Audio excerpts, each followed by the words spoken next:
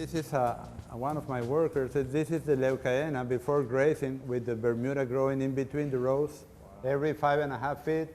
And these three lines every 100 feet.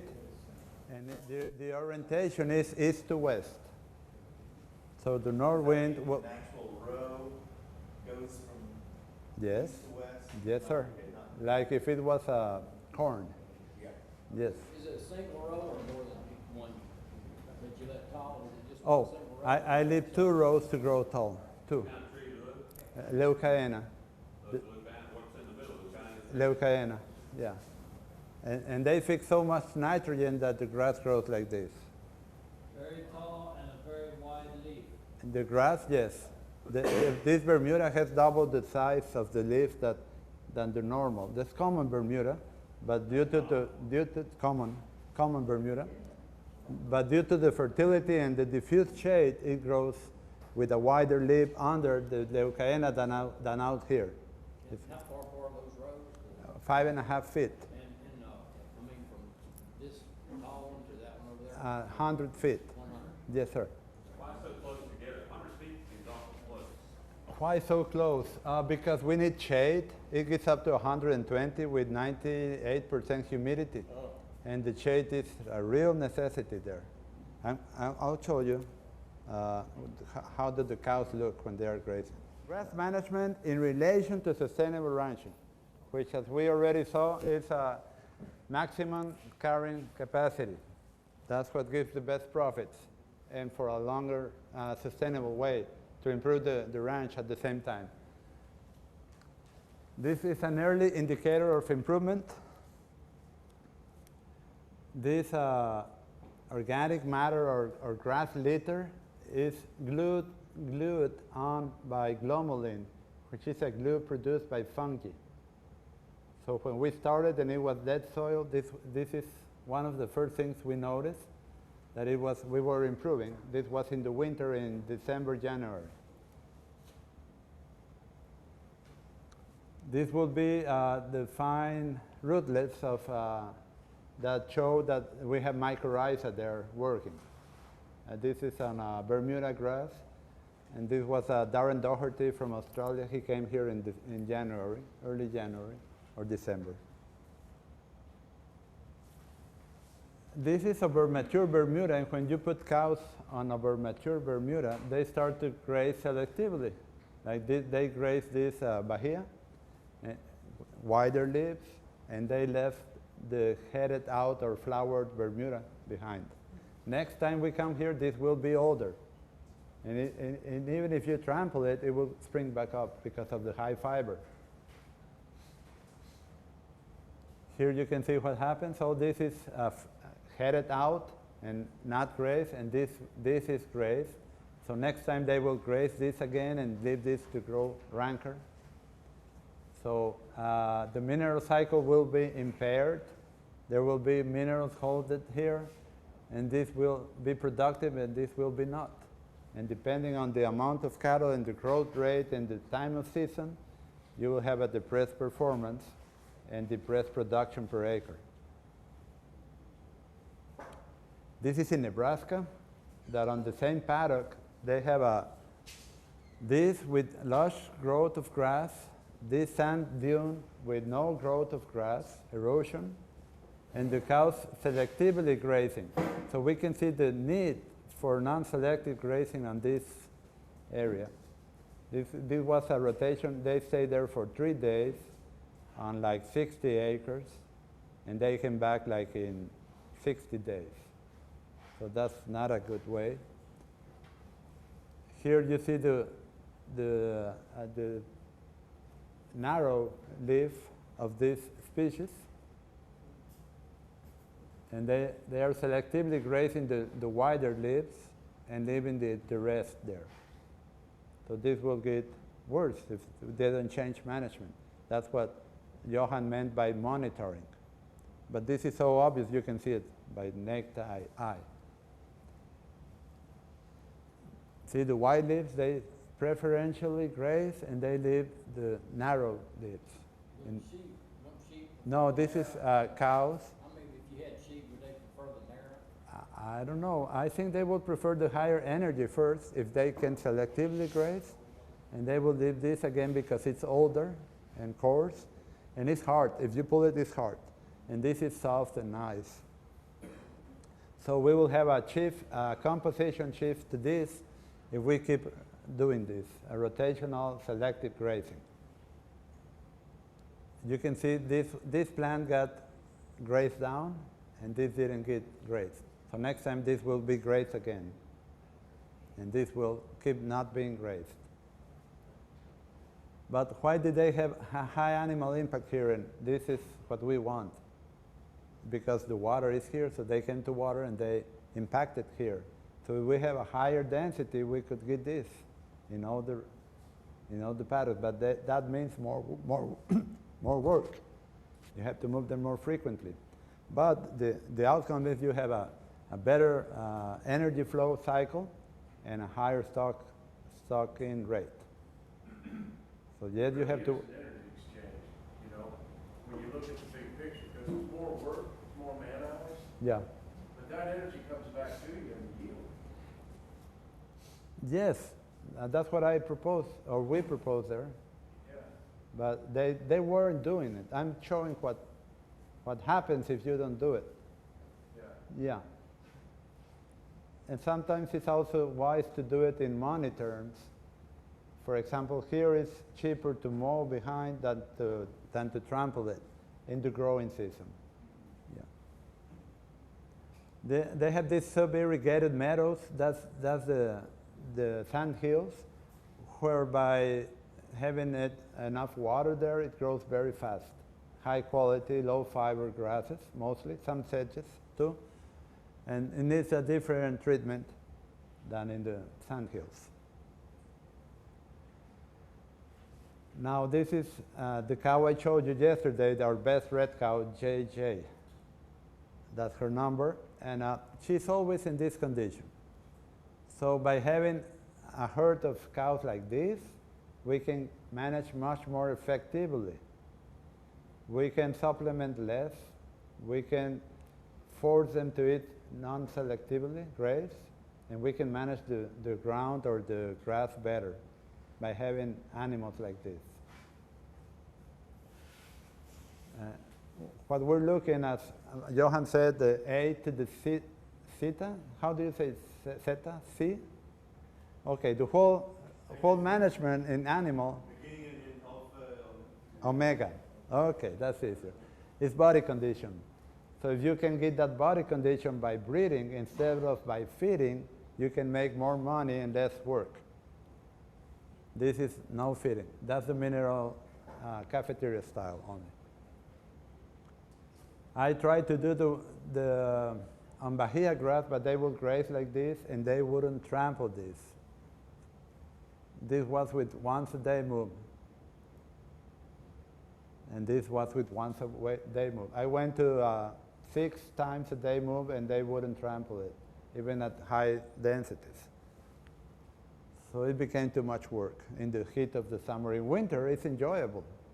4 times a day, it's enjoyable. In summer, it's not. 12 times a day it would require. So no, it doesn't make sense.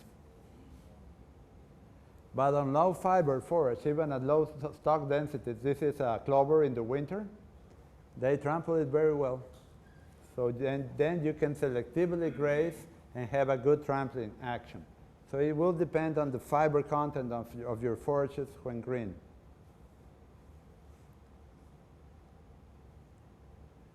Here we had very high animal impact on bahia grass.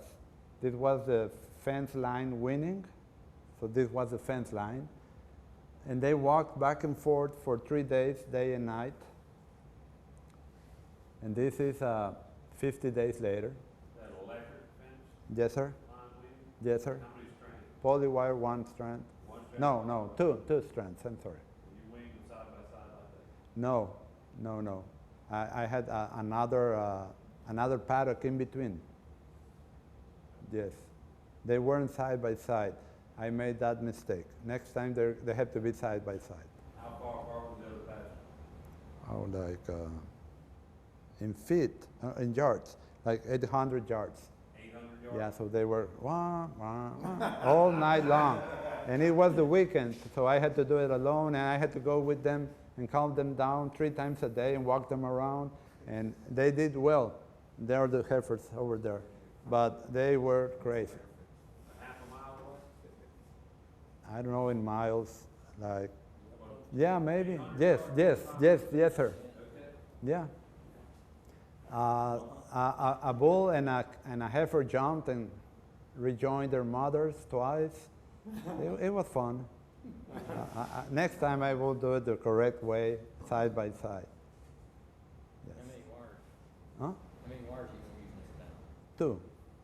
I did 3 wires side by side. Oh, okay, 3. Okay, I haven't done it, so I just did it this way, and no, it was too much of a hassle. But Side by side, 3 wires with 3 wires, side by side, he says, yes. It's got a hog wire running down it, and that's where we Okay. clean. The one that jumped repeatedly, I had to put in the corral for 2 days. And then he got trained, but too much work. Yeah. So with 3 wires, it should work. I will tell you next year.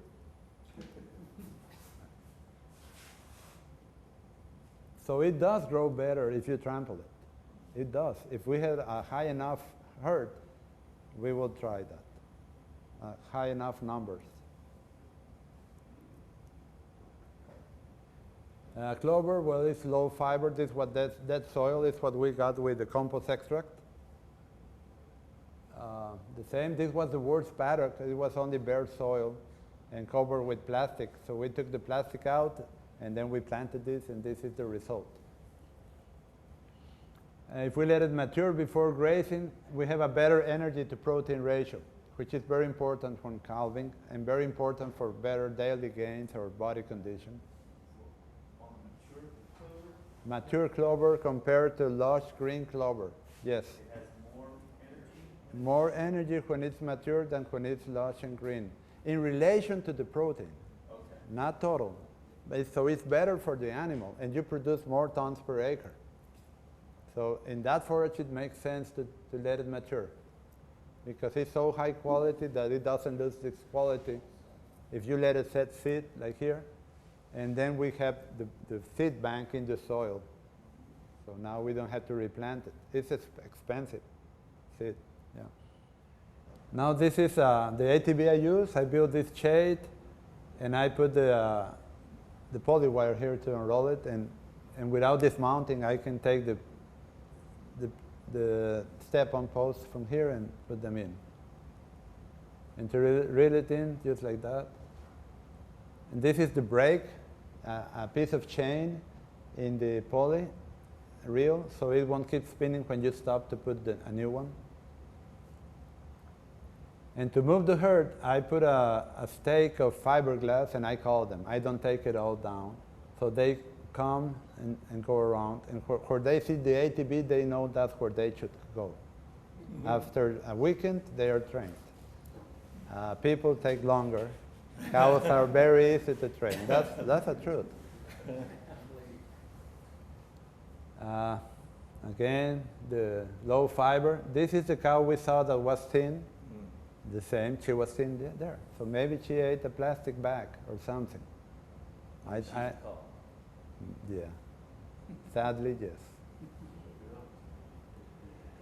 Mature ryegrass, the same for calving. That's the first calf born this year, no problems. The bird's pasture and low in fiber, easier to trample. This is how the good manure should look. A depression in the middle and very well digested, like that. The dung beetle activity we were looking at yesterday, that's a burrower. This is the soil that they churn up when they take the manure down into the soil to lay their eggs there. Again, the high fiber forage requires higher stock density for selection not to occur. We need them to eat it all. For that, we need high relative intake animals adapted to low octane grasses. Then we can do it easily. Here the Bermuda is coming in into the clover, so it's becoming higher in fiber. So we had to change management when the hot weather starts to come in. Here it is, the clover and the Bermuda coming in. This is just last week. This is where they went into. And this is after grazing, how it looked. So you can see some parts were grazed well and some parts were left behind. But now we're nearer frost date, the first frost. So we can either leave this because we have an adapted herd that will eat it, or we can mow it, depends on choice. You can decide. What's the date of first frost? November. It starts in November, sometimes early November, like last year, sometimes late November, sometimes even early December. What temperature do you normally have to frost? Oh, 32? below 32, 30, 28, 26. Are you less out to mow during a drought? Oh yes, in a drought you don't mow. You mow when you have so much excess that you want to feed the bacteria. But and if you feed the bacteria, you get more grass, but not in the short term. So if it's a drought, then you try to feed the bacteria, it won't grow more. Unless it's a low fiber grass and you create less evaporation by laying it down, yes. But not with these grasses in a drought. If it's a drought, I will still take it down, but that will give me a longer recovery period to come back. Yeah, I will have to adjust. Like last year, it was a drought year, so we had to do that. And we had very little forage, but it was enough. Yeah. We fed 13 bales of hay in the whole year. This is the portable feed troughs that is half a 55-gallon drum cut in length and bolted with a piece of plywood so they won't break. Pull it with the ATV. When the soil is wet, it's important to do it. When it's not wet, you can lay it in the ground. You can see the color of the grass with the compost extract when it was all like this. Here is a very interesting thing. This is a grazed dairy in Sarasota, Florida. The cows and that grazed dairy didn't want to graze the grass, only under the wire on both sides. And Johann saw that and said, look at this, why are they're not grazing? Well, it turns out they were fertilizing with manure from the manure lagoon for a long time. So that coupled with their manure when they were grazing for many years created a nutrient overload in the grass. Bitter, the nitrates taste bitter, not sweet. So they didn't like it. But under the wire, there was no manure added when they took a dump. So this was better for them to eat, so that's where they grazed. Very interesting. They were telling us something. This is the honey locust. It's flowering here when we just planted them. Now I told you we could control brush with our herd if they were adapted. This is in the tropical part of Mexico in my father's ranch. These are non-palatable species, brush species, taken down with ultra high density grazing, 8 to 12 moves a day, and no grass in there. They had to eat all these leaves or nothing at all, and then maintain condition by using a tannin sequestrant, because what inhibits consumption is the tannin content of the brush or trees. When it's high enough, it can kill animals. So we used, Johann told us to use a polyethylene glycol with the salt, so that could bind with the tannins and enable the cows to get the nutrition from this normally non-palatable brush species or trees. What was that called again? Polyethylene glycol. Polyethylene? Yes, it's what they use for child suppositories. Huh. It's the same. Yeah. A trade name by the name of Grass Plus in Africa. I don't know where you get it yet. So you go on the internet, you probably Grass Plus. They'll give you more information. It's for anything like Plus, there's another compound they add as well. It's 3 grams per day we use here. The number of the polyethylene glycol is 400 because there are different numbers which mean how dense or viscous it is. And this is so steep that you cannot go there with a tractor. So either you do it by hand or you do it with the cows. Your choice. Energy in, energy out. Yeah. Jim, what kind of plant composition is that? Is that These are oaks, or I mean, what's the vegetation? no oaks is different. It has so much tannin that we couldn't do it with oaks. This is tropical shrubs and trees. Different names, not in English, I'm sorry. I know them in Spanish. They don't grow here. But here, I'll show you what we do here with, are you familiar with soda apple? Yeah. They eat it without the sequestrant.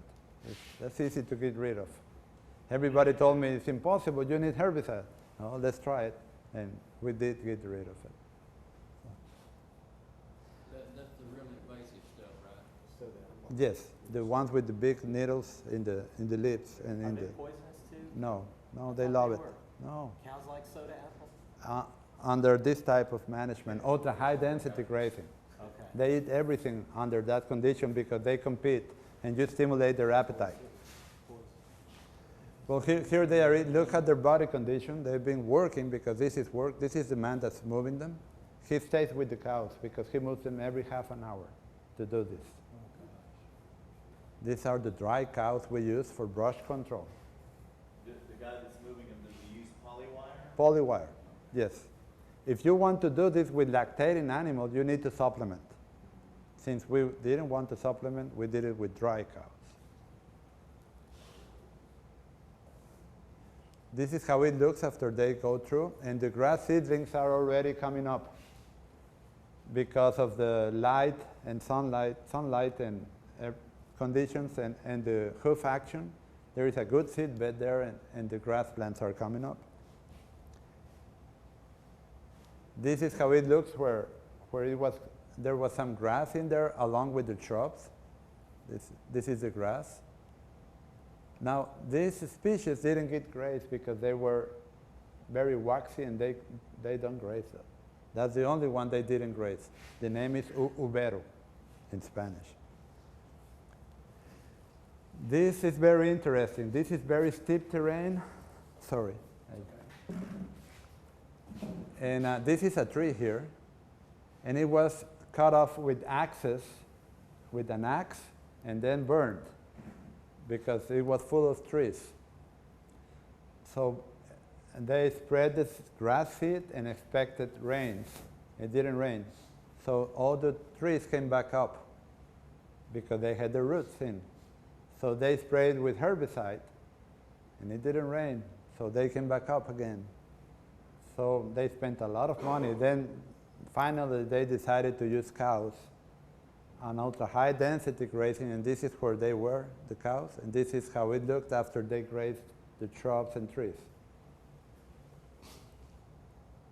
Here is Johann. This was 4 years ago, and he's inspecting the damage the cows did to the small trees that regrowed after cutting them. They nipped even the wood. And this is 1 year after with recovery. That's my brother there. And this is a tall Guinea grass with African star. That's what we have there now. Did you seed that? It was seeded before, remember, but it didn't come up because of the drought. Yeah. So after we did this, it came up. Yeah. Without planting anymore. Just the African star, we did plant it, we sprig it by hand. Because it's so steep that you get erosion. Yeah. Yeah. This is the same tree we were looking at from this angle. Yeah. So it's possible to do it at a low cost with the animals. Now this is my beef herd in that ranch that I was talking about, the 270 days of non-growing season. They are adapted cows and used at a very high density to be non-selective. This is the year that we got very low rainfall and we doubled the stocking rate 4 years ago. And you can see the haze there. This was very hot day. And the quality of this grass is so low, it's called Brachiaria brisanta, that if you try to pull it with your hand, it will cut your hand. And you cannot break it when it's dry. So it's very low. This is the herd waiting for the next break, and this is what is left behind. So they cannot take it down to the ground. They trample a lot. There is a lot of litter there for when it finally starts raining. And this is what they're going to eat. Very low quality. So we need to supplement protein so they can digest that and maintain their body condition. Now this didn't come in the proper time. They came to my ranch from another ranch, and they had calves with them, but they did well. And we went through the drought without any hay. Yeah. What's the TDN or the energy level? So low that it's not in the charts. I don't know. I really don't know. But it's really, really bad. Cows will die if you don't supplement this and do all this. If you just let them loose at a low stocking rate, they will die. But are you supplementing just protein? Just protein So they're and minerals. Yeah. so like a salt type feed. or- Yes, this or was protein a protein leak. We limited with salt. Yes. But Mark tells me we can just feed it under this wire and without salt. We're going to try that this winter when it's dry, if it's dry. Yes, sir. Yes, and so there's enough space for them all to eat at the same time, and if not, some will eat double and some will eat nothing. Yes. This is the high quality stockpile I got after it rained, but I planted a new species at a low rate that is called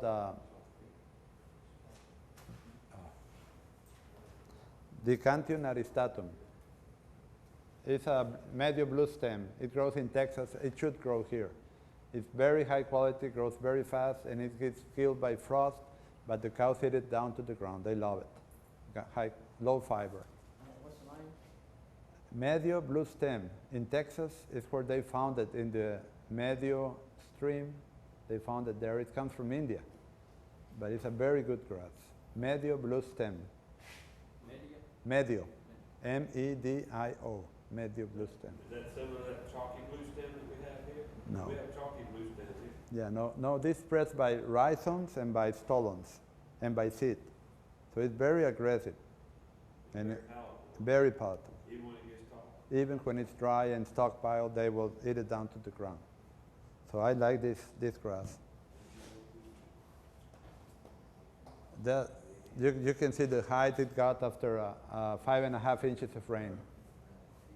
So it's a high volume also. So you can carry a lot of animals there. This is in the growing season where we rotationally graze.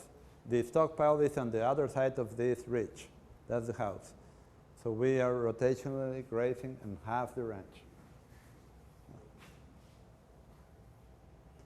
And this is the stockpile on the other side of that ridge that we have for the winter and next year dry season till it rains in 9 months.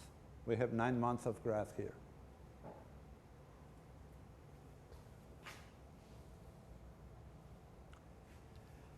These are the trees every 100 feet for shade. And in between, a less dense planting of Leucaena and that medio blue stem growing tall, like this tall.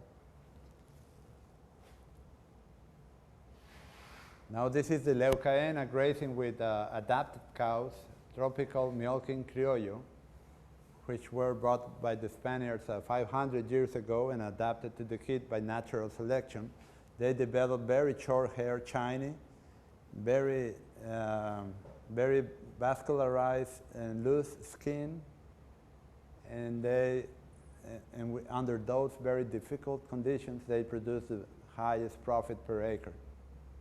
Because even though they don't give much milk, they are very fertile. They are adapted. And they don't get sick. This will be the Leucaena. Here is the grass. This was in the winter, I think, and these are the trees for shade. And those that you don't cut, how tall those get? This was 3 years or 4 years after planting, but they will continue to grow up to 50 feet tall, more or less. Do they lose their leaves in the winter? Here, yes. Over there, no. Then, with a frost, they lose their leaves, but they regrow. If it's a killing frost, they regrow from the soil here, because there are a lot of trees around here. Leucaena tree? Yes, sir. Here in the highway, just out of here to the right, there they are. Just not allowed to plant them. I'm not. They're invasive. I bet you are. I haven't planted any. No. Can you kill it? I'm a law-abiding citizen. Yes, sir. Yes. What's that thing out for these legally? What's that? With, Yes. seed, What's that? with animals, the animals would kill. Yeah, it won't produce seed here if you are grazing it, because it gets frosted when the seed should be maturing. So it's not an invasive here if you graze it. But if you don't graze it, it might be, I don't know. South Florida, it is an invasive. They don't get frost, but they treat the whole state as one. So they won't listen. Same thing as with Brazilian pepper tree. No.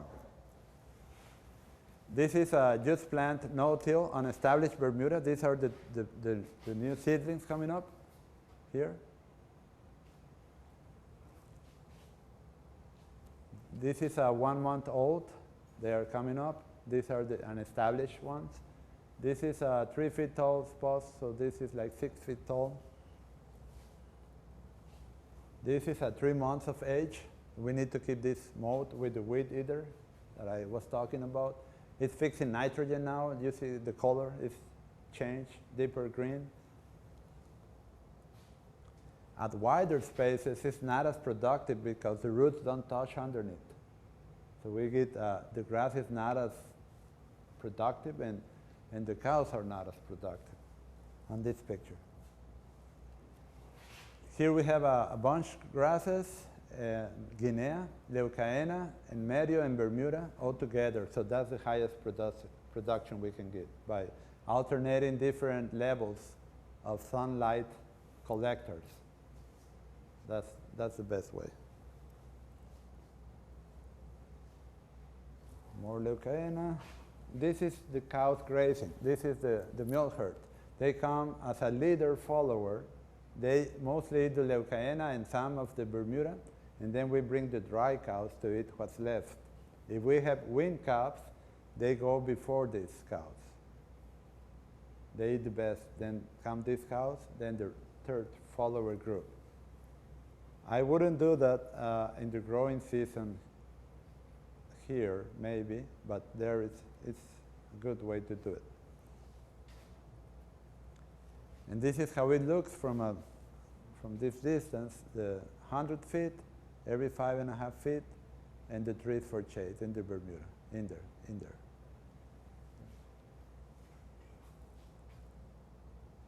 Now trees as a mineral pump. This is here in Florida. With sandy soils, the minerals leach down. And to bring them back up, we need trees. You can see how it grows much greener and lusher near the tree than out here. See this pale, this is deep green.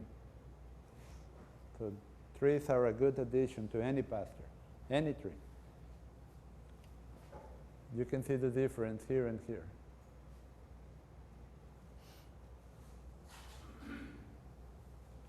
Now we're going to talk about the ultra high density grazing. This is what it looks like.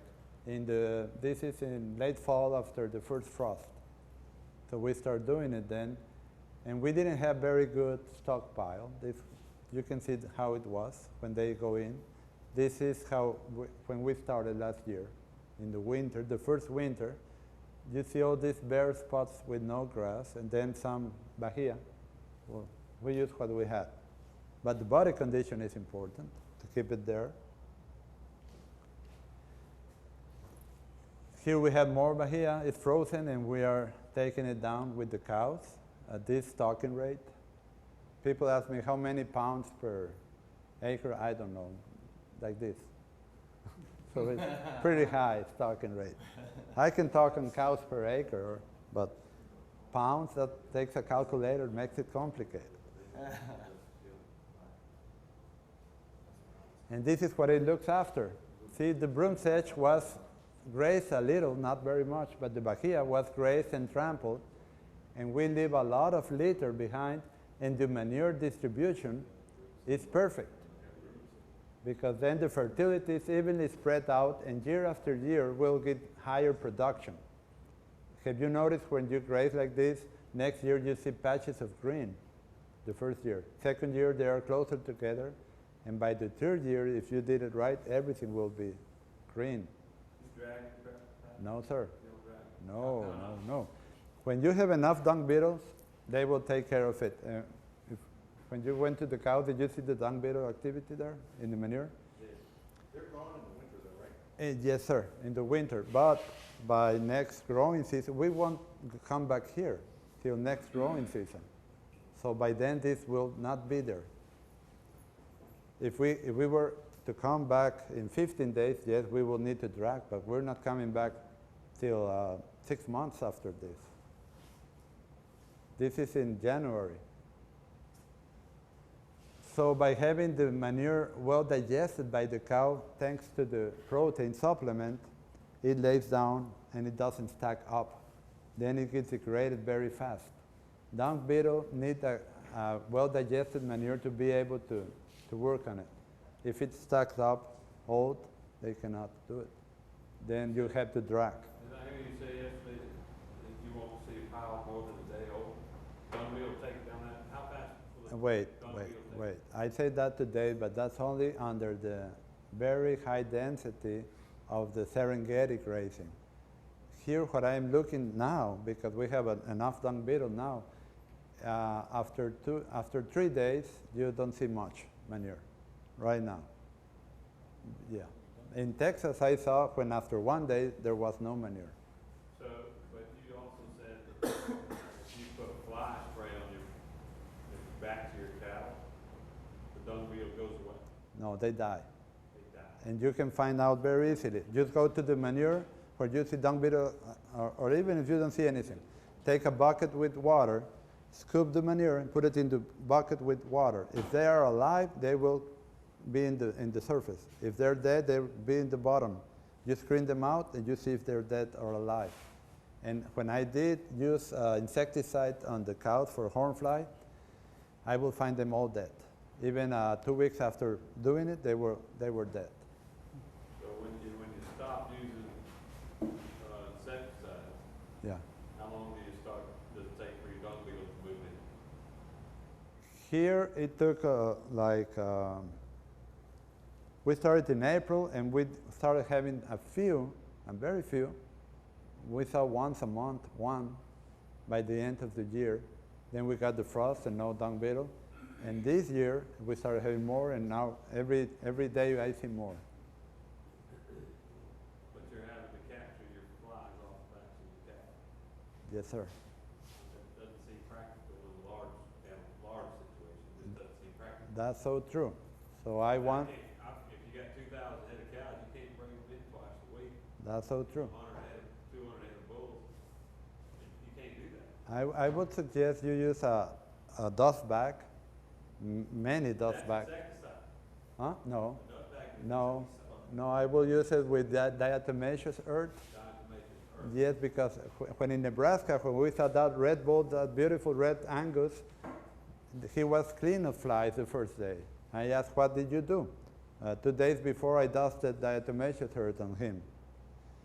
But the next day, he was full of flies, so it doesn't last long.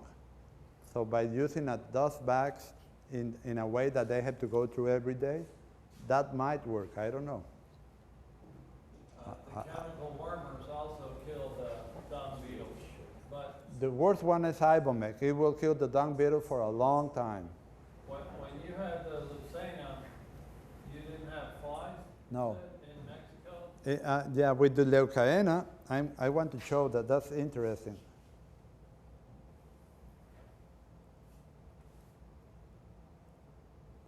There. You see how close they are together, 5.5 feet? Well, we started not having a problem with hornfly without spraying. And I didn't know why till like a month ago. I started thinking, why? Well, it turns out that we got a lot of spiders building their webs in between the rows. So much spiders that when you walk there, you get full of spider webs. Those big spiders, yellow and green. Banana, right. So they are capturing the hornfly. It's as easy as that. So the spiders are helping us. I didn't know why. I thought it was the humus content. I thought it was the some mite. No, it's the spiders. They are capturing the hornfly. So now it's good. And without any spray, we don't do anything. Without worming, we haven't wormed in 7 years. And we are taking the vaccines out slowly. We are weaning ourselves from vaccines. We're down to 1 vaccine. We were having 7 times a year. We vaccinated for different things. When you stop worming, did you just stop altogether? Just cold turkey, or did you just live? No, everything is better done gradually. So we started with the mature cows. Then we saw nothing happen. Oh, it works. Then with the first and second calf heifers, oh, it works. What do you attribute The immune system. Body condition. Immune condition takes care of it? immune system. If you have It's not some magical calories that keep you from worms. It's your body. if you have a correct immune system, they will be challenged by a low population of worms or parasites and be able to keep the immune system functioning. But if you start worming them, the immune system gets depressed because there is no challenge from the parasites. And then when they get parasites, when you stop worming, they will have a problem. So it's, yeah? Cows you have here, you don't worm them or vaccinate them? No. The first year you see some cows that need worming, few, less than 10, and you go and worm them and you sell them. I never let one die because I would lose money, and it's not common sense, not good sense to let them die. So I would worm them and sell them, to not keep those genetics, because by not worming you spot the genetics that are not adapted. In nature they will be killed by the lions. And here if we keep worming every animal, we won't know which ones can make it without the wormer. Yeah. We're going to have to be careful as well. Unadapted cattle, you might have many losses if you didn't. Yes. So we talk about adapted cattle that can keep body conditions. Body Yes. conditions that is the be-all and end-all of cattle breeding. Body condition is the Doesn't the rotation make a difference too, if they don't see the same well. soil for 3 or 4 weeks? That's true.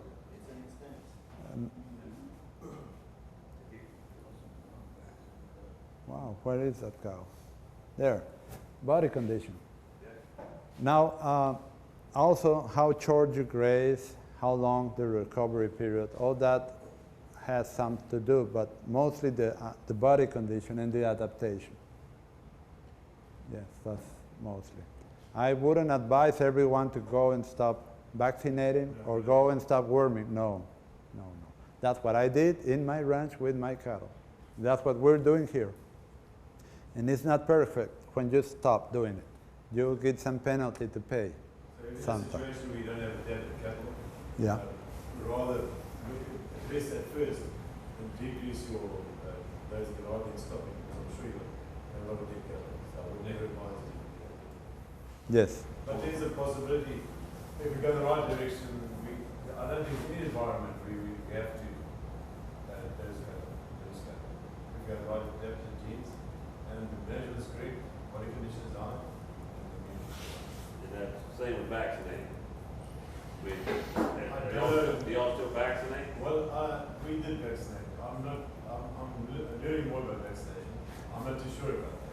So you may stop or you may not stop. I wouldn't stop my environment right now. I- Add more knowledge about it. Because we have some disease that I think we have to best for. High cases of windbreaks. But we don't tell you not to vaccinate. No, no, because, for example, I went gradually taking vaccines out. The one I had the most problem with was the live viruses, like cattle master 4, because after I stopped vaccinated, I had dead calves with BBD. I did, but I didn't vaccinate again. So the next year I got less problems, next year less problems, and 4 years after I don't have any problems.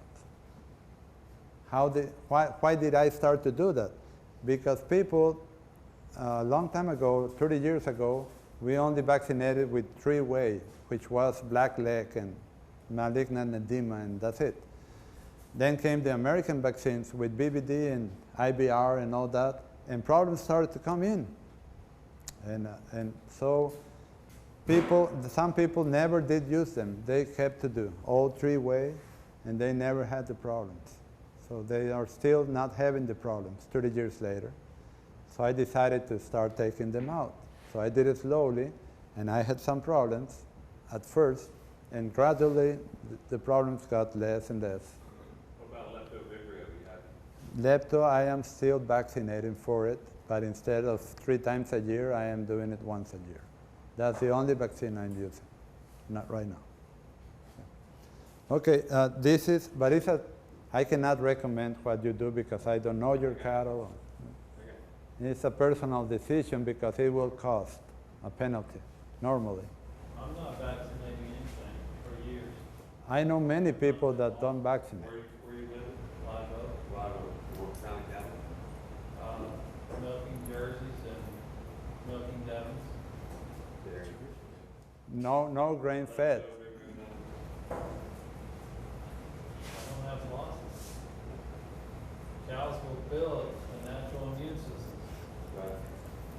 So on your weaned calves, you're not vaccinating IBR, none of your, No. no shipment, they don't have any death loss from that? I'm sorry, no, we don't vaccinate. No. That's good, It's good. I'd love to. You know, I only use 600-700 calves a year, and I ship about half of them. The ones I ship are vaccinated, because the guys that sell cattle do want to vaccinate. So it doesn't matter. When I wean them, I don't have any trouble. And if I'm keeping them at home, I don't have any trouble. But I typically buy a lot of sale barn cattle, and buy a lot of cows all the time, because I trade cows all the time. And those cattle I vaccinate. And if I keep the, it's a lot of it's just common sense. If I'm keeping the herd separate, the closed herd that's by itself, it's not exposed to anything. I've never had trouble not vaccinating those cattle. But, depending on what my buyers want and stuff, because I sell a lot of cattle in the commercial market. In that instance, all it takes is one wreck, and then you know how small businesses sit. If you ship a load of calf and they have 15% death loss, you're going to get hammered next year. Yeah. You got to find a new buyer. Buy from your, So the vaccine's cheap relative. So that's how I do it. Yeah. But I don't like sale barn cattle. When I'm bringing in sale barn cattle, a lot of times if I know those calves are stressed out, I don't vaccinate them for a week or two because they don't have any immune system anyways. They haven't placed. I'd rather get them eaten and get them settled and then vaccinate them after they're eaten than I would put vaccine in them, coming out of the second barn and that week or whatever. It's something to look into, but I don't have all the answers yet. We're trying that. This is a high fiber Bermuda that is frosted. You can see some green there. It wasn't badly frozen, but it was frozen. So we had to start supplementing with protein. This is when we started. This is in the airstrip on the east side of where the cows were. This was in the winter, and this is what they were grazing. And look at their body condition and the chin on the coats. This is in January. So that means we had a good mineral and protein supplementation program. And we got good efficiency out of this low quality grasses. That's a pound and a half flaxseed meal a day? Yes, sir. Yes, it would depend. Huh? Where do you get flaxseed? We had to buy it from Minnesota or Kansas. Yeah. But you could use a cottonseed meal, whichever is cheaper per pound of protein. We use no urea. That we don't. I don't like it very much. Jim, did those cows have access to that native behind them, or just that bahia grass? No, there is. This is the boundary of the ranch. So this is palmettos and trees, eucalyptus trees. No grass there, but there is a fence there. They cannot go there. Just this grass. This is all they were eating. This is frosted hairy indigo, and they ate it. These little black pots. What do you feed them when they run out of grass? There's no head. Oh, I don't run out. I don't run out of grass. Remember the chart? By the first frost date, I know how many days I had left. So I know. And if I don't have enough, I can sell cows then. They're in good body condition, or I can buy hay, or lease land, or whatever. This year, I can tell you just now that we will have more than enough. Yes. Okay, now just say something in connection with that. And how I plan my job reserve is I just graze a strip. A strip 15 meters wide, maybe 1 kilometer long, 5 hectares. I know how many cattle I graze in there, how many days, and I look at my stock days per hectare. I do that to my graze and I'm doing my fertility. And I know exactly how much grass I'm going to do, how much cattle This would be the long strip that he's talking about, 1 kilometer, and you start like this. And you know how much they eat per day. By the second or third day, you know how much days you have left. This is some vine growing there in that savanna with forest, and they go for it. They love it. Any green is good because they are lacking in green. They haven't seen green in months. Now with correct adapted animals and with high intake, this was the continuously grazed pasture all the last year, and it had big clumps of bahia and very short bahia, and we even it out with the cows and keeping their body condition with the supplement. So this is very cost effective. We didn't have to use the mower. In the winter, you don't need the mower. Well, since everything else is high fiber in the winter, they go back and eat the old stuff. No, they eat the old stuff because we had them at very high density, like here. Yeah. They have to eat everything because I will not move them till they eat it. So, but I know that I know how big a break to give them to have them finish it in 2 hours. If I come back and they haven't finished, they will tell you. When they start laying down and full, they are full. But when they greet you with a lot of noise, then you know you didn't give them enough. So you have to, that's why it has to be more than once a day because you cannot judge the exact amount per day. You have to be given, sometimes we give 4, sometimes we give 5 breaks, sometimes 3. Depends on how much forage there is there and how hungry they are from the day before. But also, without protein supplementation, they cannot eat this grass and digest it. Yes. So you will kill cows. That's correct. Do this without that counter to a protein. That's very important too. I've done that. Okay. Don't recommend that. No, this is with correct protein and mineral supplementation. Joel Salatin and Greg Judy said, you don't need to make hay here. Raise through the winter. Didn't work until he told me how to do it. Yeah. It's essential, otherwise, I'm just saying, they just cannot digest the grass. I've seen cattle chew their grass, they'll die without supplementation. That's correct. You can have grass like this and they will die. They can do it. Because it's so high in fiber and low in protein that they cannot eat enough to maintain. But Jim, how do you, I did this last year, one of the problems I had was trying to figure out what that protein level was.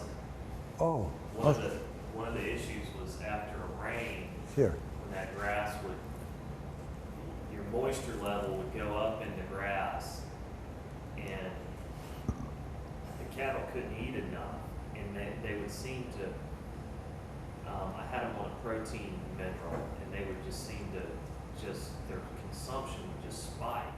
What is a protein mineral? It was a cottonseed meal plus a mineral package. And you know, there was wide fluctuations in their protein consumption. Yes. And I couldn't quite put a finger on what was caused. Okay, here is. And is there any correlation? I mean, can you, these were dry cows, but trying to figure out These were really did need. These were lactating cows. You see the cows there with the mom. So they were lactating. That's why we had to feed a little more protein than I would like. But you were up to 2 pounds? No, 1.5. Well, once we went to 2 pounds, but only for like 10 days because we were in a very bad quality grass. That's not actual protein, that's just flaxseed meal. Yes, flaxseed meal. Protein, you feed 2 pounds of flaxseed meal, how much protein do they get? It's like 28% protein. 28%. Yeah, So you're quarter pound. yeah. And there's some energy in there. Don't get into details. Just look at the manure. It has to look like this. See? When it starts to stack up like this, you need more protein. Right. When you have it like this, it's good. Something like that. It's not complicated. Wonder if the cottonseed meal mixed with minerals, if they didn't need some minerals. Yeah, that's a very bad idea to mix them with the minerals because you're forcing them to eat something that they might not need. You will create an imbalance by an excess of some minerals, and Mark will explain that after lunch. So it's better just to pour it in the ground. Well, this wasn't I wasn't taking a 50-pound sack of mineral and mixing this stuff in the backyard. I mean, this was a milled product that it was a 20% protein with salt, I think it's about a 30% salt product. So it was a salt limited, and it only had the amount of mineral that they needed for about half a pound a day consumption. Half a pound a day of that won't make it. That's when I say 1.5 pounds of flaxseed meal, that's without the salt considered. If you consider the salt, it was more like 2 pounds. Okay. So if you're only giving half a pound of that mixture, which most probably had some urea, it wouldn't work. So your actual protein consumption would have been around a half a pound if you're at 28% on that flaxseed. Yes, sir. Yes, sir. Okay. If you don't give that amount, they won't be able to perform. Yes. Okay. Watch the manure and then you can adjust. Yeah. Watch the manure, and if needed, you can check the pH of the urine. But mostly, look at the body condition. Yeah, but do you have, by the time they've fallen off, you can notice that? Oh, yes. They've been falling off, and you don't want to start that. You need a key. Is there a chart, because there is a protein requirement for cattle Yes, sir. and energy. Does Yes, it start yes, with sir. energy? Yes. So we're not mentioning anything about energy. There is enough energy in this frosted grass. What it requires is protein. Now, when it's so low in energy that you need energy, I can notice here in the cows. But So by the time you notice it, I have a keen eye, so I can notice very fast yeah. by looking at the manure. So I knew, I went to Houston and I came back and they went down in body condition, and we were going to have this seminar in January. So I only had 3 days to fix the problem. And they were giving them wider spaces, more grass, because they were dropping in body condition. So why were they dropping in body condition? Because they needed more protein, not more grass. Because when they don't have enough protein to satisfy the requirements of the microbes in the rumen, which is around 7 to 8% total protein, they lowered their forage consumption. So what I did, I gave them the same amount of forage we were given, raised the protein supplement from 1.5 pounds per day to 2 pounds, and that same day they started eating more. And by the third day, they... Huh? You didn't give them 2 pounds of protein. No, a protein supplement. That's the flaxseed meal. Right. Give them about 1/2 pound of protein. A little over that, 0.56 of protein. So with that, they only needed that 1/2 pound more of flaxseed meal to be able to digest the forage correctly. How did I know that? I came and I saw them not full, going down in body condition. This was only in 5 days. I could notice that. But mostly the manure was stacking up. So I knew immediately what they needed. So I went and fixed that, and that same day they started eating more. Next day they looked good. And these pictures were taken 3 days after that crisis. So yes. So if the manure stacks up like you're saying, you gotta give them more protein. That's right. You can make sure with the pH, like this one. This one is starting to. These are perfect, all of this. But sometimes they get up to this high. You've seen them. If they need that, they need more protein. Yes, sir. To be able to digest the high fiber forage. This is a cafeteria-style mineral feeder that they were using in Nebraska. That's what we are using. And that way we make sure that they don't consume something that they don't need. So it's common sense. It makes for a cheaper cost per animal per day throughout the year. At first they eat a lot, that's true, because they have to make up for their deficiencies. That's Which, really important to do that. huh? If you shift to that cafeteria style There. meal, you realize what happens is the cows have to get rebalanced because they're out of balance. They're in the mixed mineral environment to keep the cow in balance. And so they're going to eat a lot. So don't freak out the first 30 days when your mineral bill doubles. You know, and you say, hell, this stuff doesn't work. They're just eating it like candy. But they're eating it like candy because they were being starved. Well, they're eating some like candy, some they're probably Yeah, not. some Because they're not. they inbound. Right. But it all levels out after the cows have a chance to really get balanced. Take a month or 2. Sometimes 3. Yeah, but then after those 3 months it goes down drastically, and then they didn't eat anything for 4 months. Now they're starting to eat like 2 bags every 3 days. So at the end it's very cheap. You got to make sure they have plenty of salt, just straight salt. Yes. Because if they run out of salt, they'll eat those other minerals and crave the salt. In my experience, if they eat one of the trays, TA, TB, TC, if they finish that, they go for the other 2 and finish them all. So it's very important not to have them empty. Yeah. It just works. By non-selective grazing and then leaving the stockpile, good things start to happen, like hairy indigo coming in this pasture.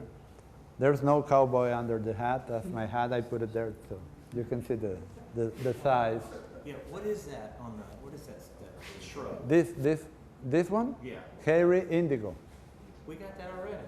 Good. It's 24% protein, very good palatability. Not a what? I know. It's a native. Oh, eat it? No. Crazy about it, If you but make them eat it, at least they'll be good on it. Oh, it's more palatable than those brush that I saw, that I showed. But- it's high in protein, so they may not need the protein right now. They get fat on that. When I graze it, they grow fat. And when we graze and the milk goes up, huh? Once it stops growing, does it hold its protein value? Yes, until the first frost. At first frost, the protein value? The first frost is done. They, They're gone. they lose their leaves. They're done. Oh, okay. So They might eat the seed. Do they eat the seed? the cattle still graze it. But they eat the seed and the stems, yes. Does that come back? It's perennial? No, it's an annual, but the seed comes back. Yeah, every year it reseeds itself. So it's a very profitable addition. Fixes nitrogen, and feeds the wildlife. That's nice too, because wildlife is important for the ecosystem. We haven't talked about that, but every species of wildlife you can attract to your property brings another 7 at least, except for gophers. We don't want that. Now, when you manage correctly and you have a lot of grass, stockpile grass, gophers go. Good, we don't want Because they get killed by coyotes easier, because they cannot feed them. So they go to somewhere where it's short. Yeah. I think that's the explanation. This is the soda apple. Here they are loving it. See, this is grazed, but not, they didn't finish everything. And they went for the soda apple, very thorny. This is how it looked after grazing. Still some leaves there. And this sand there is caused by the shade of the soda apple. But after this, when it regrew, we mow it, and then all this is full with grass now. So where do you think those seeds all went? Oh, the seeds are there. Like any weed, we have a seed bank in the soil for all the weeds you can imagine. It's when you make the conditions appropriate for those weeds to come up that they do. Johann says, you want to say it? Yeah, I just want to Okay. say something. What was very interesting, I had an electric fence line that was removed from tree grazing. And at the start of the rainy season, mid-November, under that fence line, we had a mature cap together. In Africa, low rainfall and high heat to get a capping on soil, compacts. Now, where that capping hadn't been broken with the rains, there was 100% regeneration there. Right next door, where the capping had been broken, 100% grass germination. That's It just shows the symbiotic relationship between roofs and grass growth. That's Amazing to see that. There are different gases moving in the soil profile when it's stirred by the hoof action and when it's not. So ethylene is a gas. So when there is not enough movement of gases, weeds come up. When there is a good movement of air, aeration, good grasses come up, or good forest species. So this is how it looks after grazing. This will be where the leaves were. Now, the supplementation program allowed us to wean at 9 and 10 months of age. So you see the milk produced by this cow was not very much, but she maintained her condition and could wean a heavier calf. That makes for profits. This is a 10-month-old heifer. Why a heifer? I had to wean the cows because they were trying to breed the mothers. So we had to wean the bull calves. The heifers we left longer. So you leave them on up to 10 months? Yes. And this time, next time I think I will do it at 9 months because they started to suckle the colostrum from the mother that had new babies. So I will not do it again. Now with the correct supplementation of protein and minerals, you can even graze sugarcane for winter. So sugarcane is a very hard, high lignified fiber forage that has a 3% protein content. So if we can graze this, you can graze any grass, any grass. It just takes for the correct nutrition to be calculated and done. Does it actually have sugar content? So It does have sugar content. It's not very high in energy because it's mostly fiber, so it's very high in fiber. But if you graze this at ultra high density grazing with wind caps and you allow for 2 pounds of protein supplement, they can gain up to over a pound a day. So it makes for effective low-cost winter or dry season. This is what fitting under the wire means. This is a citrus pulp, fresh from the citrus factory. Low stress, calling the cows, you just call them and you train them. They go to the next paddock. And low stress stockmanship, like we saw yesterday, you can get very close. Now these animals have an affinity for man, that's important, but you don't want to take that away. And that's it.